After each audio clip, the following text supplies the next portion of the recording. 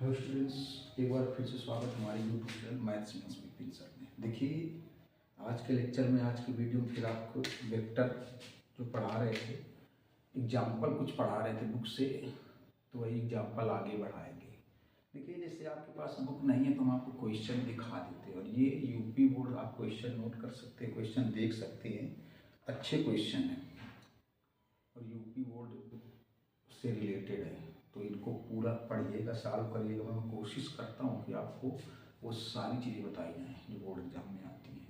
तो यदि आप चैनल पर पहली बार आएँ तो चैनल को सब्सक्राइब कर लें, ताकि आपको हर वीडियो का नोटिफिकेशन मिले। और हमने बताया कि आने वाले समय में आपको एडवांस मैथ की वीडियो भी मिलेगी। अभी सिलेबस बना रहे, सिलेबस के वीडियो के बाद वो भी मिलेगी, और कोशिश करते हैं 100% पढ़ाया जाए, कुछ छूटने ना पाए। फिलहाल देखिए, कुछ अच्छे एग्जाम्पल हैं तो हम आपको दिखा रहे हैं। जैसे आपको अभी हम 22 और 23 नंबर एग्जाम्पल बताएंगे। ये यूपी बोर्ड की दृष्टिकोण से अच्छे हैं, तो 22 और 30 आप देख सकते हैं कौन कौन से हैं। ये देखिए 22, किसी चतुर्भुज ए बी सी डी के शीर्ष ए पर दो बल, ए पर दो बल ए बी और ए डी की दिशा में, सी पर दो बल सी बी और सी डी की दिशा में, तो इनका परिणामी 4EF वेक्टर सिद्ध करना है, जहाँ ई और एफ क्रमशः ए सी और बी डी के मध्य बिंदु हैं। एक ये बता रहे हैं, एक ये देखिए, ये तो थोड़ा टफ है, इसको समझना है। एक त्रिभुज का परिकेंद्र O है, लंब केंद्र O' है, तो सिद्ध करना है दो पार्ट। R परिवृत्त की त्रिज्या है, देखिएगा। इसके बाद भी कुछ अच्छे एग्जाम्पल बताएंगे। देखिए, अगर आप डायरेक्ट यही वीडियो पढ़ रहे हैं तो आप प्ले लिस्ट में जाइए, पहले वीडियो से देख करके आइए। हमने एक चीज़ आपको सिद्ध नहीं कराई थी, और हमने कहा था जो सिद्ध कराया था, तो हमने कहा था इसको फार्मूले के तौर पर इस्तेमाल किया जाएगा। क्या चीज़ थी? देखिए ऐसे,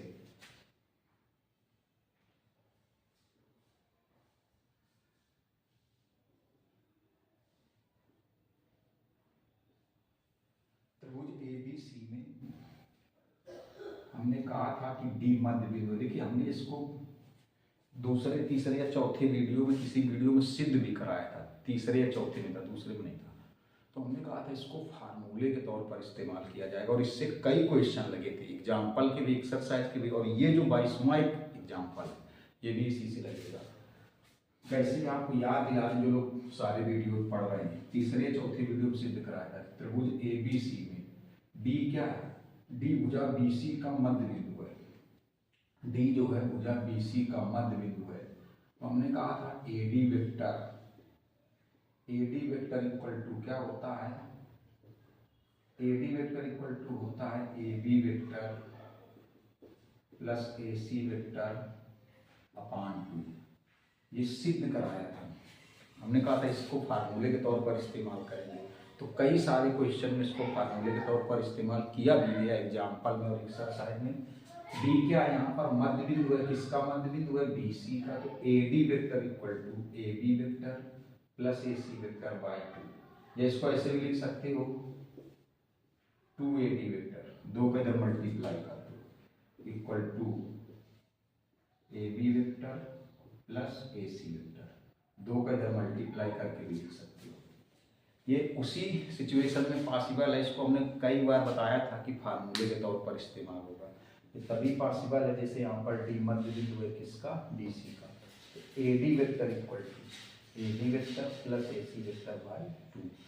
अब देखिए, इसमें बोला गया है जैसे ए बी सी डी कोई भी चतुर्भुज है, मतलब चतुर्भुज की कोई वैरायटी नहीं है कि समांतर है, कि सम है, लंब है, कि वर्ग है, कि आयत है। कोई भी चतुर्भुज है। ये 22वां एग्जाम्पल है, इंपॉर्टेंट है।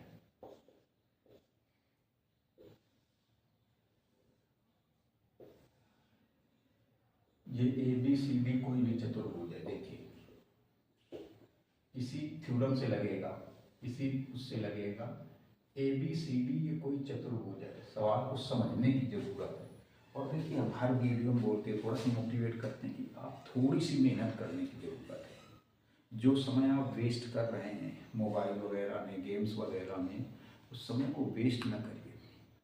जब आप किसी मुकाम को हासिल कर लेंगे, जब अपने टारगेट को हासिल कर लेंगे, तब आपके पास बहुत समय होगा एंजॉयमेंट के लिए, इंटरटेनमेंट के लिए आपके पास बहुत समय होगा। यदि आप यकीन मानिए पहले इंटरटेनमेंट कर रहे हैं, एंजॉयमेंट कर रहे हैं, तो फिर लाइफ में स्ट्रगल तो झेलना ही पड़ेगा। तो इसलिए थोड़ा सा आप मेहनत करिए, पहले आप मेहनत करिए, आप अपने अंदर सोई हुई जो शक्तियाँ उनको जगाइए कि नहीं हमें पढ़ना है, हमें मेहनत करना है, कुछ बन के दिखाना है, किसी मुकाम को हासिल करना है, किसी टारगेट को हासिल करना है। इसके बाद आपके पास हमने बताया एंजॉयमेंट के लिए, घूमने के लिए अच्छे अच्छे प्लेसेस पर, स्थानों पर, इंटरटेनमेंट के लिए समय निकलेगा, पैसा भी होगा आपके पास तक। थोड़ा सा मेहनत करने की ज़रूरत है। आइए फिर देखते हैं। तो ABCD कोई चतुर्भुज है, इसमें बोला गया ए पर 2 बल लगे हैं। ए पर 2 बल कौन कौन से हैं? ए पर 2 बल, एक AB की दिशा में AB वेक्टर, एक AD की दिशा में AD वेक्टर। फिर बोला गया C पर 2 बल लगे हैं, इस C पर 2 बल, एक CD वेक्टर और एक CD वेक्टर। तो कहा गया सिद्ध करिए इन बलों का परिणामी 4EF वेक्टर है। ए पर 2 बल लगे हैं, एक AB वेक्टर, एक AD वेक्टर। C पर 2 बल लगे हैं, CB वेक्टर और CD वेक्टर। इनका परिणामी सिद्ध करना है 4EF वेक्टर, 4EF वेक्टर। जहां बोला गया है कि E और F क्या है? AC और BD के मध्य, मतलब AC बनाना पड़ेगा। देखो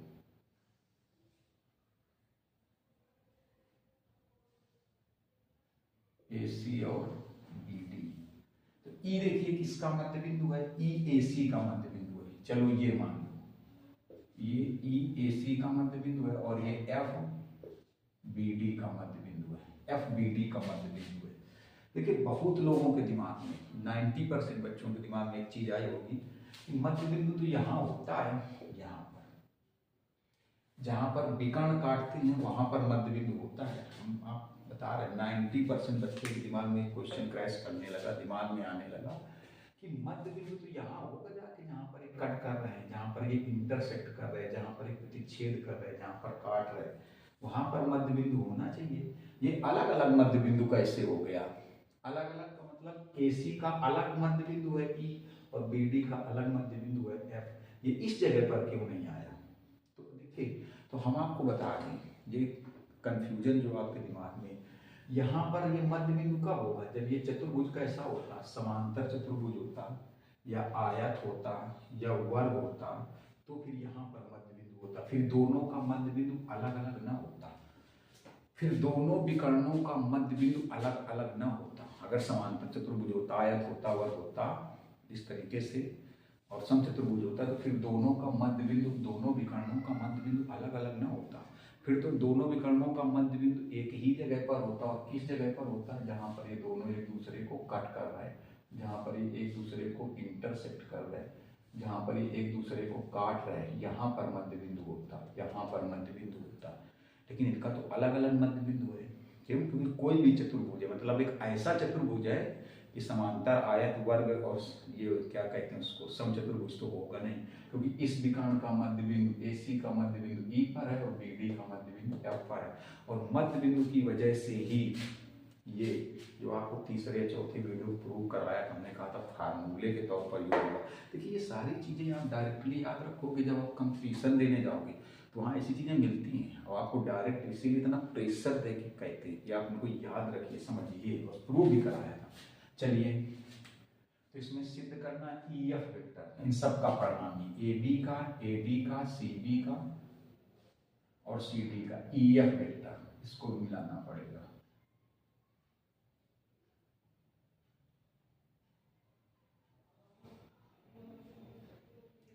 EF मतलब डायरेक्शन E से F की तरफ।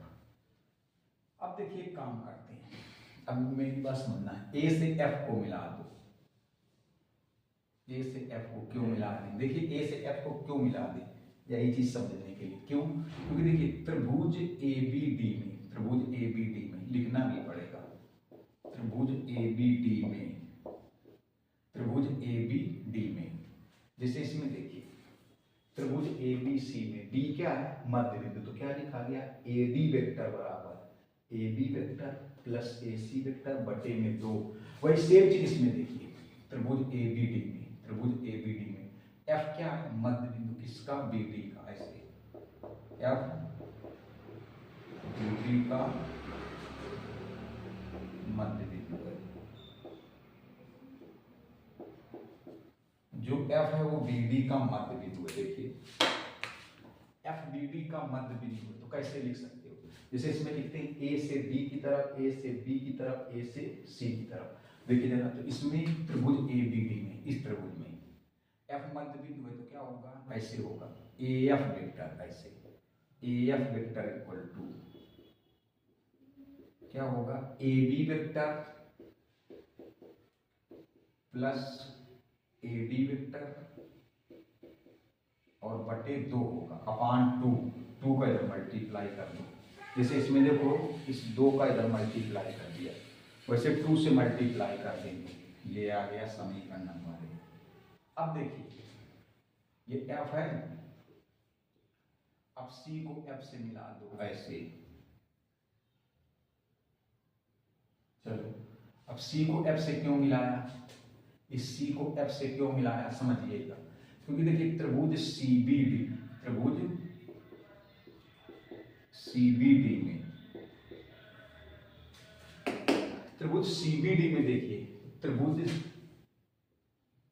सीबीडी में, इसमें भी एफ बी डी का मध्य बिंदु है, इसमें भी यही एफ बी डी का मध्य बिंदु है।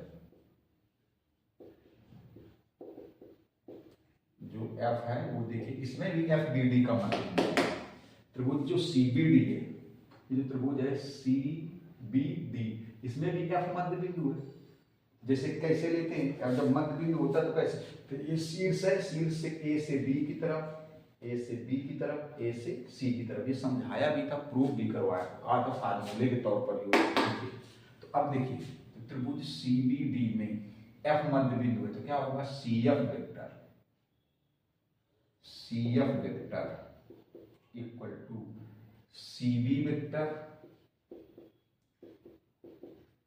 Plus C D vector by 2 से इधर गुणा कर दिया।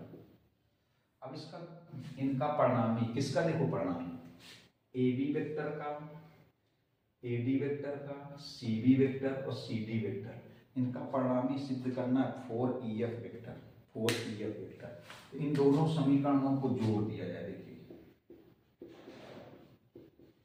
समीकरण 1 प्लस समीकरण 2, दोनों को जोड़िए। देखो इनको जोड़ेंगे, 2 से 2 कॉमन हो जाएगा, ये 2 और ये 2 कॉमन हो जाएगा, आएगा AF vector plus CF vector, AF vector plus CF vector. और इनको जोड़ेंगे तो देखो आएगा AB vector plus AD vector, ये दोनों प्लस ये दोनों, प्लस CB वेक्टर और प्लस CD वेक्टर। अब समझिएगा थोड़ा सा। अब देखिए एक काम करते हैं, इसको मान लो समीकरण नंबर 3। अब एक चीज समझाने के लिए हम आपको थोड़ा सा कर रहे हैं। अगर हम लोग एक इतना त्रिभुज अलग बना लें, ये जो एफ ए सी त्रिभुज है, ये त्रिभुज अलग बना के समझाएं आपको। देखिएगा, देखना ऐसे है, एफ ए सी और ये ई है, ये ई है। मेरी बात समझिएगा थोड़ा सा। अब मेन चीज तो अब ये सवाल बहुत अच्छा है, हर एक चीज को गौर से देखिएगा। हमने क्या किया, थोड़ा सा ये जो एफ ए सी त्रिभुज है इसको अलग बना लिया। एफ ए सी जो त्रिभुज है इसको हमने अलग बना लिया, एफ ए सी त्रिभुज को अलग बना लिया। देखिए उसमें से ई क्या है, देखिएगा ई जो है ए सी का मध्य बिंदु है, ई ए सी का मध्य बिंदु है, ई ए सी का मध्य बिंदु। हमने इतना त्रिभुज अलग इसलिए बनाया कि आपको समझ में आना चाहिए सारी चीजें। यही मध्य बिंदु का इसमें भी वही A D vector equal to A B vector plus A C vector by 2। देखिए तो यहाँ पर ई मध्य बिंदु, तो क्या लिखोगे, F E vector, F E vector equal to, जैसे इसमें होता है ए से डी की तरफ, ए से बी की तरफ, ए से सी की तरफ, वही सेम प्रोसेस इसमें भी है। क्या होगा देखिए, एफ से ई की तरफ, F E vector equal to F A vector plus F C vector upon 2 इधर कर दो। अब एक चीज और देखिए, अगर हम लोग इसको EF वेक्टर लिखें, अगर इसको EF वेक्टर लिखना चाहें, EF वेक्टर, तो आगे यहाँ क्या लग जाएगा, माइनस लग जाएगा। क्यों? क्योंकि EF क्या होगा, EF वेक्टर जो होगा वो FE वेक्टर का ऋण सदिश होगा। दो ऐसे सदिश जिनका परिमाण बराबर हो और दिशा विपरीत हो जाए, दो ऐसे सदिश जिनका परिमाण बराबर हो और दिशा विपरीत हो जाए, तो वो सदिश क्या होते हैं, ऋण सदिश ही तो होगा। दूसरा वाला क्या होगा, ऋण सदिश। देखिए तो जो EF, जो लंबाई EF की होगी वही लंबाई FE की होगी, जो परिमाण EF का होगा वही परिमाण FE का होगा, दिशा अपोजिट होगी। इसलिए जो FE वेक्टर इसको हम लोग EF वेक्टर लिख सकते हैं, तो आगे क्या लग जाएगा, माइनस। वैसे देखिए अगर इसको हम लोग AF वेक्टर लिखें, इसको AF वेक्टर, तो माइनस AF वेक्टर, समझिएगा। अब फिर यहाँ से छोड़ दिया था, बस यही आना है, लेकिन इसको समझिए। और इसको हम लोग क्या लिखेंगे, माइनस CF वेक्टर। देखिए -2 EF वेक्टर, माइनस कॉमन कर लो इन दोनों से, तो AF vector plus CF vector. अब देखिए ये माइनस से माइनस कैंसिल, ये माइनस से minus cancel, 2 EF vector equal to AF vector और प्लस CF वेक्टर। अब देखिए समीकरण 3 से ऐसे कह सकते हो, पुनः समीकरण 3 से। क्या पुनः समीकरण 3 से, देखिएगा समीकरण 3 में देखिए जहाँ AF vector plus CF vector है, जहाँ AF vector plus CF vector है वहां पर ये वैल्यू लिख सकते हो। समीकरण 3 से आपको क्या देखना है, देखिए जरा, जहां पर AF vector plus CF vector है, AF vector plus CF vector, ये है AF vector plus CF vector, इसकी जगह क्या ले सकते हो, 2 EF वेक्टर। यहाँ पर देखिए तो हो जाएगा 2, और ये जो है AF vector plus CF vector, ये इसकी जगह ले सकते हो 2 EF vector, 2 EF vector equal to ये AB vector plus AD vector plus CB vector plus CD vector. अब देखिए ये 2 कितना हो जाएगा, 4 EF, 4 EF इक्वल टू हो जाएगा AB vector plus AD vector plus CB vector plus CD vector. देखिए यही सिद्ध करना था, यही सिद्ध करना था कि A पर 2 बल थे AB और AD, C पर 2 बल थे CB और CD, और इन सब का परिणामी कितना सिद्ध करना था, 4 EF।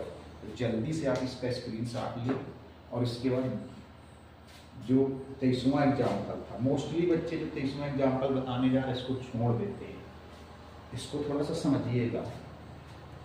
जो 23वां एग्जाम्पल आपको बताने जा रहे हैं इसको समझना। देखिए जो 23वां एग्जाम्पल उसमें भी यही फार्मूला काम आएगा, ये कई जगह काम आया, पीछे कुछ एग्जाम्पलों में रिक्सर साइड के सवालों में काम आया था, इसमें भी काम आया था, इसमें भी काम आएगा। तो उसको तैयार करना, वो प्रूव करके भी दिखाया था। देखिए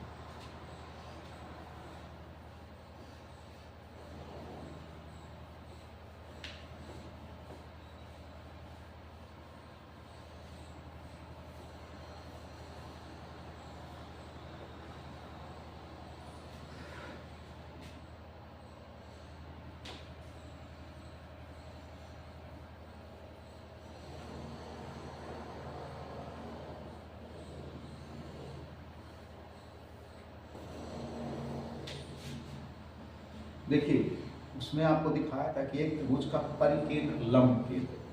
देखिए आपको पहले बता दें, हम आपको पहले स्टार्टिंग से लेकर चलते हैं, ये परिकेंद्र क्या होता है समझिएगा थोड़ा सा। पहले आपको परिकेंद्र के बारे में बता दें। एक परिकेंद्र होता है, एक लंब केंद्र होता है, एक अंता केंद्र होता है। जैसे परिकेंद्र क्या होता है, जैसे कोई त्रिभुज है, अब त्रिभुज के शीर्षों से होकर अगर कोई वृत्त खींचा गया तो इसका जो केंद्र होगा इसी को बोलेंगे परिकेंद्र, इसको बोलते हैं परिकेंद्र। मतलब त्रिभुज के तीनों शीर्षों से होकर जाने वाला जो वृत्त होता है, इस वृत्त का नाम होता है परिवृत्त।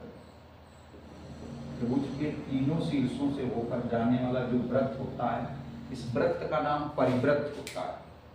और जो केंद्र होता है परिकेंद्र। ये खींचा कैसे जाता है, शायद आपने पढ़ा होगा 9th या हाई स्कूल में, जिसने भी पढ़ा। जैसे ये त्रिभुज है, इस भुजा का लंब समद्विभाजक कर दिया जाए ऐसे चाप लगा के, और एक इस भुजा का कर दो किसी दो भुजाओं का ऐसे, और फिर यहाँ पर यही है परिकेंद्र। यहाँ पर प्रकार की नोक रखो, यहाँ पेंसिल रखो, यहाँ पर प्रकार की नोक, चाहे कि तो यहाँ पेंसिल रहेगी, चाहे यहाँ पेंसिल रहेगी, चाहे यहाँ पेंसिल रहेगी, बराबर दूरियाँ होंगी। यहाँ प्रकार की नोक, यहाँ पेंसिल, तो ऐसे जाएगा ऐसे, ये भी त्रिज्या होगी, ये भी त्रिज्या होगी, और ये भी त्रिज्या होगी।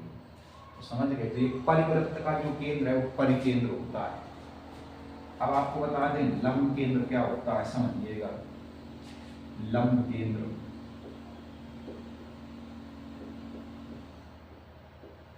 लंब केंद्र के लिए थोड़ा सा दिमाग लगाइएगा। देखिए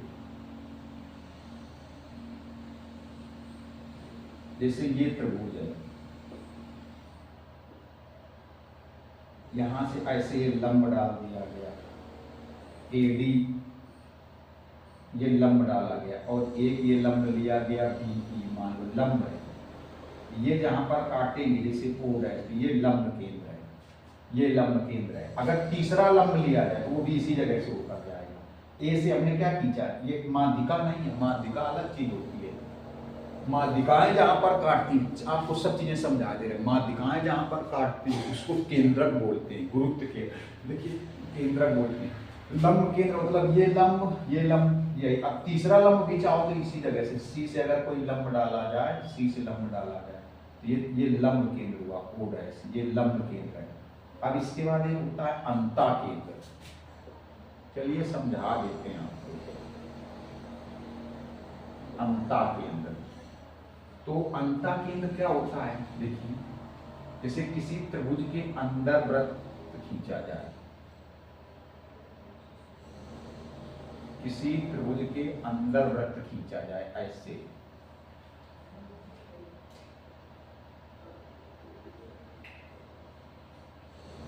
ये देखिए किसी त्रिभुज के अंदर वृत्त है। अब इसका जहां पर केंद्र होगा, ये खींचा मालूम कैसे जाता है, चलिए बताते हैं। इसका जहां पर ये केंद्र होगा I, इसको अंता केंद्र बोलते हैं। ये कैसे खींचा जाता है किसी भी त्रिभुज में, ऐसे। जैसे ये कोण है, इस कोण का ऐसे समद्विभाजित कर दिया जाए, इस कोण को ऐसे समद्विभाजित कर दो। एक ये कोण है, इसको ऐसे समद्विभाजित कर दो ऐसे। जहां पर ये काटेंगे, यहां से ऐसे सीधे लंबवत दूरी ले लो, लंबवत दूरी, ये लंबवत दूरी ऐसे, ये लंबवत दूरी ऐसे। यहाँ केंद्र होगा यहाँ पर, और लंबवत दूरी लेके जब ऐसे वृत्त खींचोगे तो इस टाइप से जाएगा, इस टाइप से। तो ये अंता केंद्र हो गया। और जहां पर माध्यिकाएं काटती हैं, चीज और बता दें, जैसे एक ये माध्यिका हो गई AD, ये माध्यिका हो गई BE। देखिए ये लंब थे, शीर्ष लंब, और ये माध्यिकाएं हैं, और एक ये माध्यिका हो गई CF। ये जो केंद्र होता है इसको केंद्रक या गुरुत्व केंद्र बोलते हैं, G से लिखा जाता है। इसके बारे में बता चुके हैं, सवाल भी सिद्ध कराए। केंद्रक बोलते हैं या गुरुत्व केंद्र बोलते हैं, केंद्रक या गुरुत्व केंद्र। देखिए तो आज हमने आपको कुछ अच्छी चीज सिखाई कि परिवृत्त का केंद्र परिकेंद्र, जहां पर शीर्ष लंब डाले जाए, शीर्ष लंब भी रचना आपने पढ़ी होगी। शीर्ष लंब जहां पर काटेंगे लंब केंद्र, अंतावृत्त का केंद्र अंता केंद्र, और माध्यिकाओं का जहां पर काटती हैं वो केंद्रक या गुरुत्व केंद्र। इसका आप स्क्रीनशॉट ले लीजिए। फिर किसी एक ही त्रिभुज में, अगर किसी एक ही त्रिभुज में परिकेंद्र और लंब केंद्र लिए जाए तो उनके बीच में एक संबंध होता है, वो संबंध आपको याद रखना होगा। देखिए कोई भी सवाल बताने से पहले सारी बेसिक चीजें क्लियर कर रहे हैं। कोई भी सवाल बताने से पहले सारी बेसिक चीजें आपको बता रहे हैं। छोटी छोटी चीजें हैं, लेकिन अगर आप कंपटीशन में जाते हैं तो आपको पता तो जरूर होनी चाहिए। तो अब देखिए अगर किसी एक ही त्रिभुज में परिकेंद्र और लंब केंद्र लिए जाए तो उनके बीच में एक रिलेशन होता है, एक संबंध होता है। वो संबंध आपको बताते हैं। आइए इसका स्क्रीनशॉट ले लिया होगा आपने।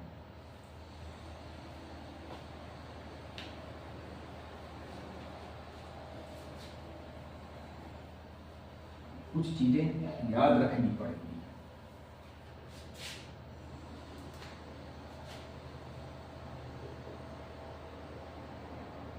किसी एक ही त्रिभुज के लिए एक ही त्रिभुज के लिए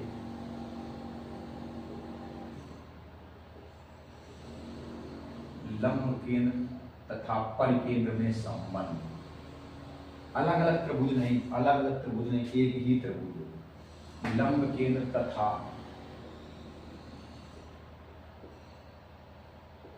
परिकेंद्र में संबंध। देखिए किसी एक ही त्रिभुज के लिए, जैसे किसी एक ही त्रिभुज में दिया गया, ये संबंध याद रखेंगे तभी ये सवाल लगा पाएंगे। अभी हमने सबके बारे में अलग अलग समझाया था। ये मान लीजिए जैसे आ रहा है लंब केंद्र, ये O, ये लंब केंद्र है, और इधर आप O डैश, और इधर मान लीजिए आपका आ गया O, ये आया परिकेंद्र। ठीक, तो इनके बीच में एक संबंध होता है, समझिएगा जरा। ये संबंध अगर आप पता होगा तभी ये सवाल सिद्ध कर पाएंगे। अभी तो हमने अलग अलग सारी स्थितियां बताई क्या क्या था। देखिए हमने क्या बताया, ये O डैश क्या है, यहाँ पर O डैश यहाँ पर लंब केंद्र है, O डैश यहाँ पर लंब केंद्र है, ये O डैश लंब केंद्र है, तो ये फिर ऐसे एक लंब होगा, जैसे मान लो ये लंब है ए, कुछ भी इस तरीके से ये लंब है, और ये परिकेंद्र है, एक ही त्रिभुज में अगर है। अच्छा यहाँ से इस पर लंब डालो, ऐसे ये लंब डालो तो डी ये मध्य बिंदु हो जाएगा। आपको तो डी मध्य बिंदु कैसे हो जाएगा उसको भी समझाएंगे, डी मध्य बिंदु होगा। तो इनके बीच में संबंध क्या होता है आपको बता दें, इनके बीच में संबंध ये होता है कि ये जो दूरी होती है AO डैश, ये OD, ये भी लंब डाला गया, इस दूरी का दोगुना होता है। इसको अगर आप तो इसको सिद्ध कैसे करें, किसी के दिमाग में आया और सिद्ध कैसे करें, बहुत आसानी से सिद्ध हो जाएगा। एक आप त्रिभुज बनाओ अपनी कॉपी में, त्रिभुज में ऐसे दो लंब खींच देना तो लंब केंद्र निकल आएगा, और उसी त्रिभुज में परिकेंद्र बनाना, फिर आप ये दूरी नापना और ये दूरी नापना। अगर ये दूरी 4 आएगी तो ये दूरी 2 आएगी, अगर ये दूरी 8 आएगी तो ये दूरी 4 आएगी, तो 4 आएगी 2 का गुणा करोगे तभी भी इसी के बराबर हो जाएगी।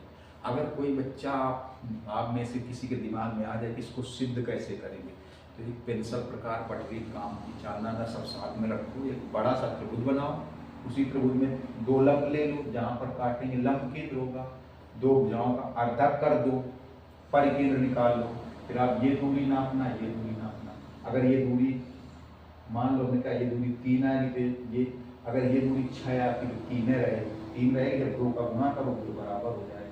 ये O से लंब डाला गया, लंब डाला गया तो D क्या हो जाएगा, BC का मध्य बिंदु। अब आपके सामने एक नई चीज, देखिए एक सवाल शुरू करने से पहले 10 मिनट कुछ अलग चीजें समझा रहे हैं, ताकि आपको ये न लगे कि नहीं फॉर्मेलिटी अदा कर दी। मैंने बताया फॉर्मेलिटी तो बिल्कुल ही नहीं अदा करनी, चाहे 2 सवाल पढ़ाएं, कोशिश करेंगे 100% समझाने की। अब D मध्य बिंदु क्यों होगा, क्योंकि ये वृत्त का केंद्र है, वृत्त का केंद्र। जैसे ऐसे बता रहे, देखो ऐसे समझा रहे थे,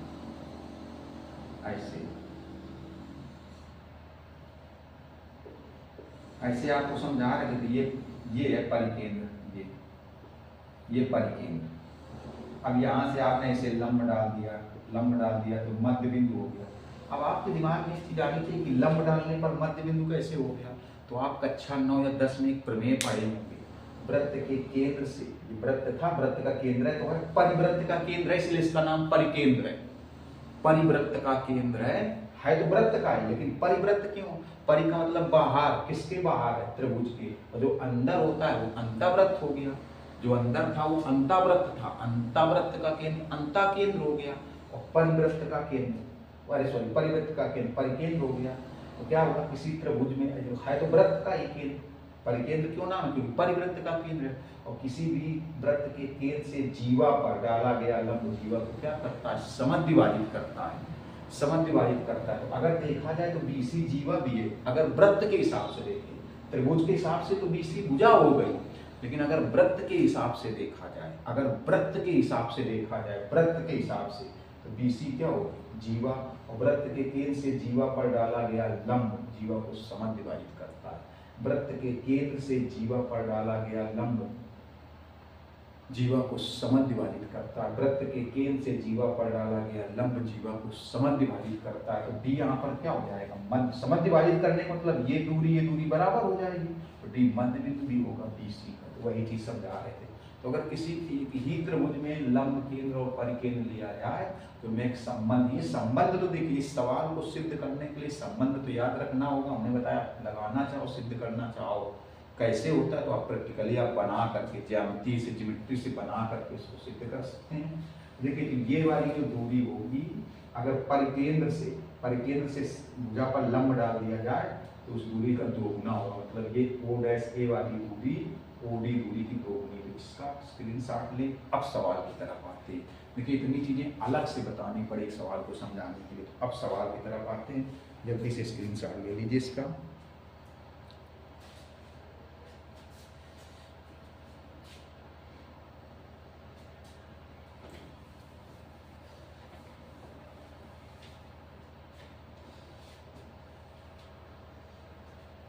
अब इसको साफ नहीं करेंगे, इसी से सवाल समझाएंगे। देखिए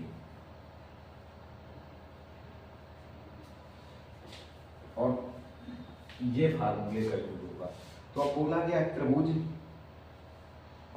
त्रिभुज का परिकेंद्र, त्रिभुज वैसे एबीसी होगा, इसमें थोड़ा सा मिसप्रिंट है, का परिकेंद्र ओ है और लंब केंद्र ओ डैश है। तो सिद्ध करिए ओ डैश ए वेक्टर है।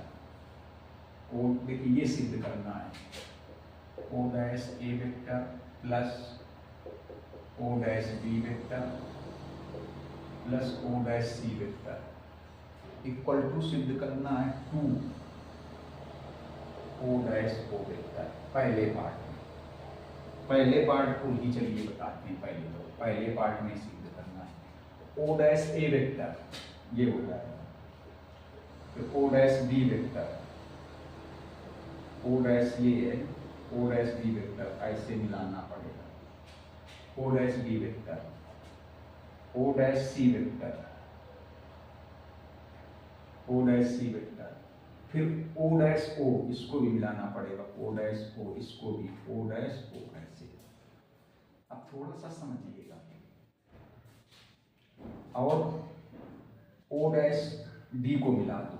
अब ओ डैश डी को क्यों मिला दें, देखिएगा ओ डैश डी को क्यों मिला दें। ओ डैश डी को इसलिए मिलाते हैं ये फार्मूला लगाने के लिए। ओ डैश डी को देखो ये सब हमने मिला दिया किसके हिसाब से, इसके हिसाब से। अब ओ डैश डी को हमने ये सब किस हिसाब से मिला दिया, इसके हिसाब से मिला दिया। अब हमने बताया कि ओ डैश से डी को मिला दो, ओ डैश से डी को मिला दो। क्यों मिला दो ओ डैश से डी को, इस फार्मूला, ये फार्मूला यूज हो जाएगा अगर मिला देते हैं। कैसे समझिएगा, देखिए तो ओ डैश से डी को मिला दो ऐसे। अब देखिए अब त्रिभुज ले लो ओ डैश बी सी, ये त्रिभुज ओ डैश बी सी त्रिभुज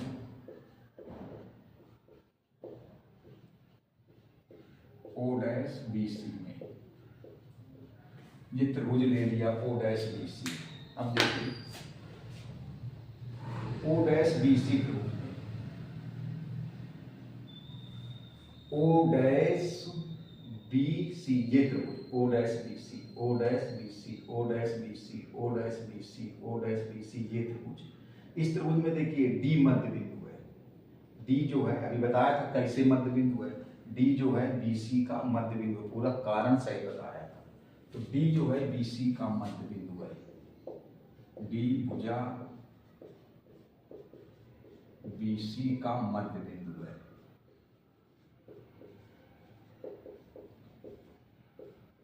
डी जो है भुजा बीसी का मध्य बिंदु है। अब देखिए इसमें देखिए जैसे ये मध्य बिंदु था तो कैसे लिखते हैं, ए से बी की तरफ, ए डी वेक्टर, ए से बी की तरफ, ए से सी की तरफ। वैसे इसमें देखिए O dash B C, O dash B C ये त्रिभुज लिया है ओ डैश बी सी, और उसमें मध्य बिंदु कौन है डी। तो कैसे लिखो, जैसे उसमें लिखते हैं ए डी वेक्टर, तो इसमें लिखेंगे O dash D vector, O dash D vector. देखिए तो O dash D vector equal to O dash D vector equal to O dash B vector plus O dash C vector, O dash B vector plus O dash C vector, और upon में 2, तो 2 वाला इधर कर दो, 2 इधर कर दिया। अब देखिएगा अब क्या करेंगे, अब देखो ओ डैश बी और ओ डैश सी, ये चीज नहीं है, जो सिद्ध करना उसमें ये चीज नहीं है। ओ डैश ए यहाँ नहीं है, ओ डैश ए नहीं है, ये ओ डैश ए वेक्टर इसमें नहीं है। तो ओ डैश ए वेक्टर दोनों तरफ जोड़ दो, ओ डैश दोनों तरफ जोड़ दो। देखो 2 ओ डैश डी इधर जोड़ दो, ओ डैश ए वेक्टर इधर जोड़ दिया। देखिए ये चीज बनाने के लिए, ये चीज सिद्ध करने के लिए इसमें दोनों तरफ, ये कहां से आया तो इस सूत्र से आया, इसमें दोनों तरफ ओ डैश ए वेक्टर जोड़ दो, इधर भी जोड़ दो ओ डैश ए,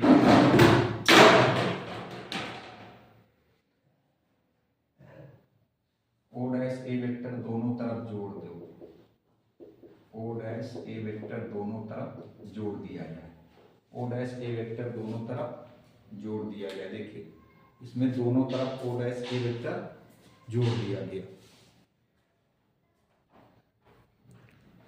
देखिए तो ओ डैश ए वेक्टर इसमें नहीं था, सिद्ध करने वाले में है, तो ओ डैश ए वेक्टर इधर भी जोड़ दिया, इधर भी जोड़ दिया। अब इसको देखिए, अब इसका काम पड़ेगा इसका। जैसे इसको हमने एओ डैश किसके बराबर हो गया, एओ डैश ओ डी के। तो अगर इसमें हम लोग वेक्टर ले लें ऐसे, वेक्टर दिशा भी जोड़ दें तो ये किसके बराबर हो जाएगा, 2OD वेक्टर की। देखिए दिशा तभी ले सकते हैं जब समान दिशा हो, जैसे A से O डैश की तरफ तो O से D की तरफ। अगर हमने ऐसे ले, मेरी बात को समझिएगा, यहाँ भी केवल परिमाण बराबर था, परिमाण बराबर में तो दिशा भी बराबर अगर हैं तो समान सदिश बन जाएंगे, समान सदिश बन जाएंगे। जैसे AO वेक्टर, A से O डैश की तरफ AO डैश, ए से ओ डैश की तरफ दिशा है तो इसमें ओ से बी की तरफ दिशा है। अगर इसी को हम लोग दिशा उल्टी कर दें, ओ से ए की तरफ ऐसे कर दें, देखो ओ डैश ए कर दें, ओ डैश से ए की तरफ दिशा ऊपर की तरफ, तो फिर डी से ओ की तरफ हो जाएगी, तो फिर डी ओ हो जाएगा, 2 तो रहेगा, फिर डी ओ हो जाएगा। भाई देखो आप ऐसे समझ सकते हो, अगर इसको माइनस कर दें, इसमें इसको अगर ए ओ डैश को यहाँ पर ओ डैश से लिखेंगे तो यहाँ माइनस लगेगा, यहाँ माइनस लगेगा, और ओ डी वेक्टर को डी ओ वेक्टर लिखेंगे, ओ डी वेक्टर को डी ओ वेक्टर लिखेंगे तो यहाँ माइनस लगेगा, तो माइनस से माइनस कट जाएगा। ये कैसे हुआ, देखिए ये तो हमने आपको बताया था, ये संबंध आपको याद रखना है। फिर अगर दिशा ले लें, दिशा परिमाण के साथ साथ दिशा भी बराबर कर दें, समान सदिश बन जाएंगे, समान सदिश। लेकिन कैसे, आप दिशा में देखिएगा कि ए से ओ डैश की तरफ नीचे की तरफ, तो ओ से डी की तरफ, तो वेक्टर ले लिया, इसमें भी वेक्टर ले लिया, थोड़ा समझिएगा। तो परिमाण के साथ दिशा भी बराबर तो समान सदिश बन जाएंगे। लेकिन अगर ऊपर की तरफ लें, ओ डैश से ए की तरफ तो डी से ओ की तरफ, या इसी को कह सकते हैं ये ए ओ डैश वेक्टर है, इसको O dash vector, O dash A vector लिखें तो यहाँ माइनस लग जाएगा। ये ओ डी वेक्टर है, इसको डी ओ वेक्टर लिखें तो यहाँ माइनस लग जाएगा। इसको लिखें ओ डैश ए वेक्टर तो यहाँ माइनस आएगा, और इसको लिखें डी ओ वेक्टर तो यहाँ माइनस आएगा, तो माइनस से माइनस कट जाएगा। अब देखिए क्या करेंगे, 2 O dash D vector plus ये जो ओ डैश ए वेक्टर है, ये ओ डैश ए वेक्टर, उसकी जगह ये वैल्यू रख दें, ये वैल्यू रख दें 2 डी ओ वेक्टर, और O dash A vector plus O dash B vector, O dash C vector, दो कॉमन कर लें, O dash D vector, D O vector, O dash A vector, O dash B vector, O dash C vector. अब देखिए ये आ जाएगा 2। अब देखिए O dash D vector, ये दोनों जुड़ जाएंगे सदिशों की ओर के त्रिभुज नियम से। देखो O dash D vector, O dash D vector और D O vector, O dash D vector और डी ओ वेक्टर। देखो यहाँ भी डी है, यहाँ भी डी है, तो सदिशों की योग के त्रिभुज नियम से जुड़ेंगे। किस नियम से जुड़ेंगे, सदिशों के योग के त्रिभुज नियम से। देखिए जुड़ करके कितना बनाएंगे, डी से डी हटा दो तो बन जाएगा ओ डैश ओ, ये डी से डी हटा दो तो O dash O vector, O dash A vector plus O dash B vector और plus O dash C vector. ये देखिए सिद्ध हुआ, ये सिद्ध हुआ जा करके। अब देखिए जो दूसरा पार्ट है उसमें क्या सिद्ध करना है, देखिएगा दूसरे पार्ट में सिद्ध करना है A O dash plus O dash B vector plus O dash C vector equal to 2 या 2r। r क्या हो जाएगी, देखिए ए वो क्या बनेगी त्रिज्या, क्योंकि ओ क्या था केंद्र था ना। ऐसे समझो, फिर से समझा दें आपको। ये त्रिभुज था ऐसे, ये ओ क्या था परिकेंद्र, परिकेंद्र मतलब परिवृत्त का केंद्र, और ये ए। तो जब वृत्त का केंद्र है तो त्रिज्या ही बनेगी, और त्रिज्या को लिया गया है r, त्रिज्या ही बनेगी। देखिए ये OB ये भी त्रिज्या बनेगी, ये OC ये भी त्रिज्या ही बनेगी, और त्रिज्या को एक कैपिटल R लिया गया, इसलिए ऐसे बोला गया। तो देखिए इसको कैसे सिद्ध करेंगे थोड़ा समझिएगा। यही जो सिद्ध होकर के आया है इसी को आगे बढ़ा दें। कैसे, देखिए ये जो सिद्ध होकर के आया है क्या, O dash A vector, O dash B vector, O dash C vector